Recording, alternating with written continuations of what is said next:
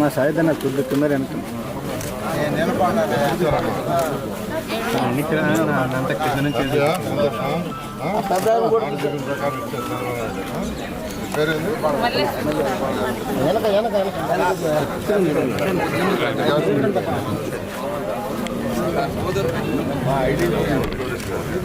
Hello ఎంత ఇచ్చారమ్మా? Hello మాట ఎంత వస్తుంది కనీసం? ఎంత వస్తుందా? ఎంత పెన్షన్? 7,000. చంద్రబాబు నాయుడు ముఖ్యమంత్రి ఉండాలా? పేరు చెప్పు. చంద్రబాబు నాయుడు ముఖ్యమంత్రి ఉండాలని చెప్పు. చంద్రబాబు నాయుడు ముఖ్యమంత్రిగా ఉండాలా? మళ్ళా కూడా మళ్ళా మేడం మేడం 7 మందికి ఈ యొక్క పెన్షన్ అన్ని కూడా అందించిన కార్యక్రమానికి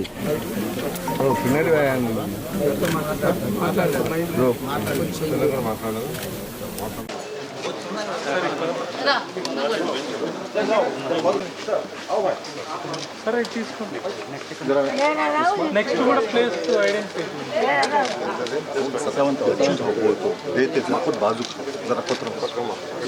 రూపాయలు చంద్రబాబు నాయుడు గారు ఇచ్చారు. नारायण शुक्रिया बोले मामूदप्पा तो तुम लोगों को बोले सरकार सार क्या बोले आना इधर इमीडिएट मैं दे दूँ क्या 3,000 से 4,000 करे 3 महीने के 3,000 7,000 रुपये हो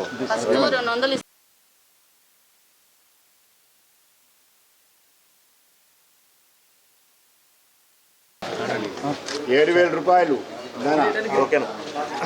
చంద్రబాబు నాయుడు గారు రాష్ట్ర వ్యాప్తంగా ఎన్టీఆర్ భరోసా పెన్షన్ కార్యక్రమం మొదలైంది. ఇప్పుడు నెల్లూరులో కూడా మంత్రి నారాయణ ఉదయం 5:30 నుంచి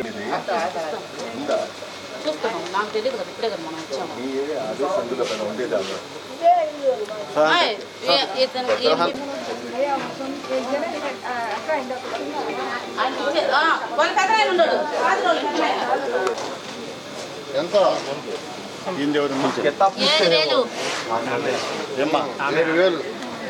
చంద్రబాబు పంపించాడు 7,000 रुपये तभी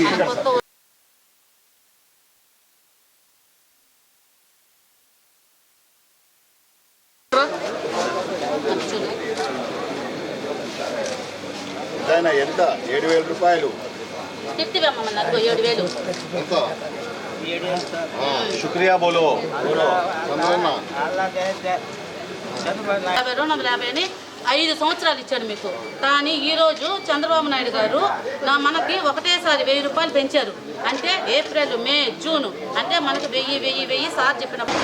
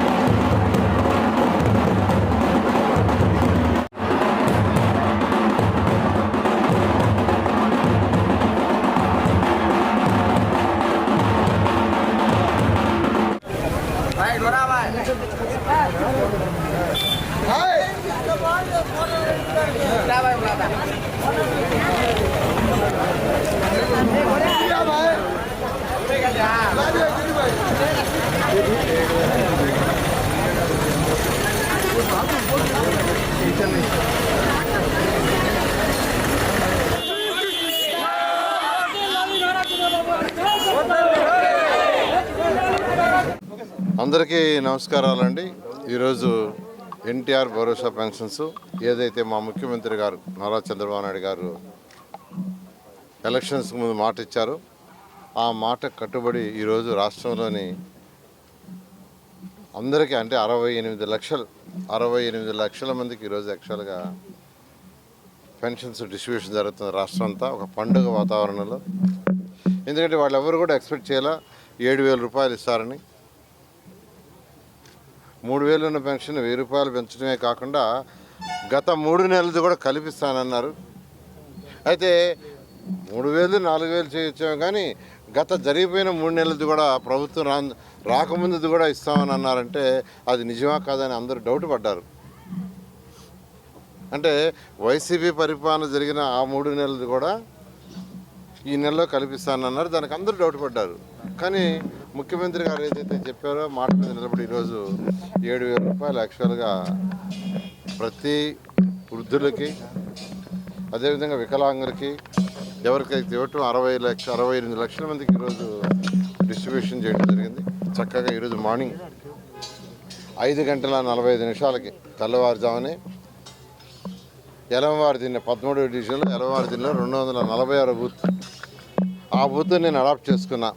నెల్లూరు సిటీలో ఈ సంవత్సరం జరిగిన ఎలక్షన్స్లో 248 బూతులు ఉంటే ఒక్కొక్క బూత్ని ఒకరో ఇద్దరు ముగ్గురు అడాప్ట్ చేసుకున్నారు.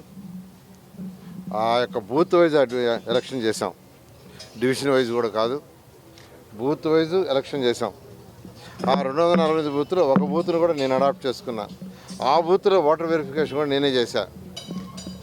అందుకని ఇవాళ కూడా పెన్షన్స్ డిస్ట్రిబ్యూషన్లో ఆ బూత్కే పోయాను. తెల్లవారి 5:45 పోయి 5:45 స్టార్ట్ చేశాను. అప్పటికే వృద్ధులు వాళ్ళందరూ లేచి రెడీగా ఉన్నారు. వాతావరణం కూడా చాలా చల్లగా ఉంది. వాతావరణం చాలా చల్లగా ప్రశాంతంగా ఎంతో ఆనందంగా ఉండే విధంగా వాతావరణం ఉంది. ఈ వాతావరణంలో యాక్చువల్గా వాళ్ళకి డిస్ట్రిబ్యూషన్ చేస్తుంటే వాళ్ళ కళ్ళలో నుంచి యాక్చువల్గా నీళ్ళు వచ్చేస్తున్నాయి. ఏడుపు కాదు, ఆనంద భాషాలు. అంటే మేము ఎక్స్పెక్ట్ చేయలేదు అని నిజంగా ముఖ్యమంత్రి గారికి రాష్ట్ర ప్రజలందరి తరఫున నేను ప్రత్యేకంగా ధన్యవాదాలు తెలియజేస్తున్నాను. ఎందుకంటే ఖజానా ఖాళీ, ఖజానాలో డబ్బులు లేవు, అవన్నీ ఇష్టం వచ్చినట్టు చేశారు. ఒక రాష్ట్రము దానికి ఒక ఆర్థిక వ్యవస్థ ఉంటుంది. ఆర్థిక వ్యవస్థలో ఎలా ఇన్కమ్ జనరేట్ చేయాలి అటువంటి ఏమీ లేకుండా, జనరేషన్ అనేది లేకుండా చేస్తూ నాశనం చేశారు. అట్లాంటి పరిస్థితుల్లో కూడా ముఖ్యమంత్రి గారు తనకున్న అనుభవంతో ఈరోజు యాక్చువల్గా డిస్ట్రిబ్యూట్ చేయడం జరిగింది. ఖచ్చితంగా మన ముఖ్యమంత్రి ఈ రాష్ట్ర ముఖ్యమంత్రి ఈరోజు అత్యధిక మెజారిటీ సీట్లతో, అత్యధికమైన మెజారిటీతో నాయకులు ఎమ్మెల్యేలు గెలిపించుకున్న ఈ రాష్ట్ర ప్రజలు ఖచ్చితంగా ఈ రాష్ట్రాన్ని ముందుకు తీసుకుపోవటానికి అన్ని విధాల వారి అనుభవాన్ని ఉపయోగించి ముందుకు తీసుకుపోవటం అంటే ఒకటే, ఆర్థిక స్థితి రాష్ట్రానికి పెరగాల. ఆర్థిక స్థితి పెరగాలంటే ఫస్ట్ రియల్ ఎస్టేట్ డెవలప్ కావాలి, కన్స్ట్రక్షన్ యాక్టివిటీస్ డెవలప్ కావాలి, ఇండస్ట్రీస్ రావాలి, వ్యాపారస్తులు చక్కగా చేసుకోవాలి. అన్ని రకాల వ్యాపారస్తులు, చిల్లర వ్యాపారస్తుల నుంచి టోకు వ్యాపారస్తుల దాకా ప్రతి ఒక్కరూ ఎటువంటి ఇబ్బంది లేకుండా వాళ్ళు చక్కగా చేయాలి. వాళ్ళు వ్యాపారాలు చేసినప్పుడు ప్రభుత్వానికి జిఎస్టీ వస్తుంది, టీడీఎస్లు వస్తాయి, ఇన్కమ్ ట్యాక్స్లు వస్తాయి. దాంతో మన రాష్ట్రానికి షేర్ పెరుగుతుంది. పెరిగినప్పుడు దాంట్లో కొంత ఇలాంటి సంక్షేమ పథకాలు చేస్తాం, కొన్ని వచ్చి డెవలప్మెంట్కి చేస్తాం. డెవలప్మెంట్కి చేసినప్పుడు మన యువతకు ఉద్యోగాలు వస్తాయి. గత ప్రభుత్వంలో ఉద్యోగాలు లేవంటే డెవలప్మెంట్ లేదు, డెవలప్మెంట్ లేనప్పుడు ఉద్యోగాలు లేవు. అందుకనే డిఎస్సిని అనౌన్స్ చేసి 16,000 పైగా వాళ్ళకి యాక్చువల్గా ఉద్యోగాలు వచ్చేటట్టుగా సీఎం గారు ఒక మేజర్ డెసిషన్ తీసుకున్నారు. సో ఆర్థికంగా ఎంతో ఇబ్బంది పడుతున్న రాష్ట్రం మాట తప్పకుండా ఏదైతే మాట చెప్పారో ఆ మాట చేసి దాంట్లో డిఎస్సి నోటిఫికేషన్ ఇచ్చినందుకు అటు చదువుకున్న వాళ్ళందరూ ఈరోజు ముఖ్యమంత్రిగా ధన్యవాదాలు చెప్తున్నారు. ఈరోజు పెన్షన్స్ ఏదైతే రిలీజ్ చేసాము డోర్ టు డోర్. ఇక్కడ కూడా ఒక విషయం ఉంది, అంతకుముందు వాలంటీర్స్ ఇచ్చేవాళ్ళు. హైకోర్టు సుప్రీంకోర్టులు వాలంటీర్స్ని ఎలక్షన్ ముందు ఉపయోగించకూడదంటే వాళ్ళని ఆపేశారు. ఆపేసి ముసలి వాళ్ళని సెక్రటరియట్స్ తెమ్మన్నారు. పాపం వాళ్ళు వచ్చారు, క్యూలో నిలబడ్డారు, నానా బాధలు పడ్డారు. అక్కడక్కడ కొందరు చనిపోయారు ఆ ఎండలో. అది ఎండ. ఆ రోజు మా ముఖ్యమంత్రి గారు నాయకుడు చెప్పాడు, రాష్ట్రంలో ఎంతోమంది ఉద్యోగస్తులు ఉన్నారు, వాళ్ళందరిని ఉపయోగించి ఇంటింటికి పోయి ఇప్పించండి అన్నారు. వాళ్ళందరిని ఉపయోగించి ఇంటింటికి పోయి ఉపయోగించండి, మా మీద కోపంతో వాళ్ళని ఇబ్బంది పెట్టొద్దని ముఖ్యమంత్రి గారు చెప్పారు. ఈరోజు ముఖ్యమంత్రి పార్టీ అధినేత చెప్పారు, కానీ వాళ్ళు ఇలా ప్రజలకు మా మీద కోపం రావాలని వాళ్ళందరినీ తీసుకొచ్చారు, చాలా ఇబ్బంది పడ్డారు. ఈరోజు అటువంటి ఇబ్బంది పడకూడదని ఈరోజు ముఖ్యమంత్రి గారు రాష్ట్రంలో ఉన్న జిల్లాల్లో ఉన్న ఎంప్లాయీస్ చేయమంటే నెల్లూరు జిల్లాలో 8,000 మంది ఎంప్లాయీస్ని యాక్చువల్గా ఈరోజు కలెక్టర్ గారు, మున్సిపల్ కమిషనర్ గారు సెట్ చేశారు. వాళ్ళందరికీ ట్రైనింగ్ ఇచ్చారు. ఒక్కొక్కరికి 50 ఇళ్ళే, 50 కంటే ఎక్కువ ఇళ్ళు లేవు. ఒక్కొక్కరికి 50 ఇళ్ళు డిస్ట్రిబ్యూట్ చేసేట్టుగా, కేవలం ఒక రోజులో పూర్తి చేసేట్టుగా. గత ప్రభుత్వం 5 రోజులు చేసింది, ఒకే రోజులో పూర్తి చేసేట్టుగా. ఎవరన్నా ఈ బయోమెట్రిక్స్లో అట్లా ఇబ్బంది వస్తే నెక్స్ట్ చేసేట్టుగా ఆదేశం ఇచ్చారు. ఈరోజు మన జిల్లాలో 8,000 మంది ఉద్యోగాలు పనిచేస్తున్నారు. వాళ్ళందరినీ కూడా నేను నిజంగా అప్రిషియేట్ చేస్తున్నా. వీలైనంత వరకు ఇవాళ సాయంకాలానికి ఈ జిల్లాలో పెన్షన్స్ అవుతాయి. ఏదైనా 1-2 మిగిలితే రేపు ఇవ్వడం జరుగుతుంది. Thank you.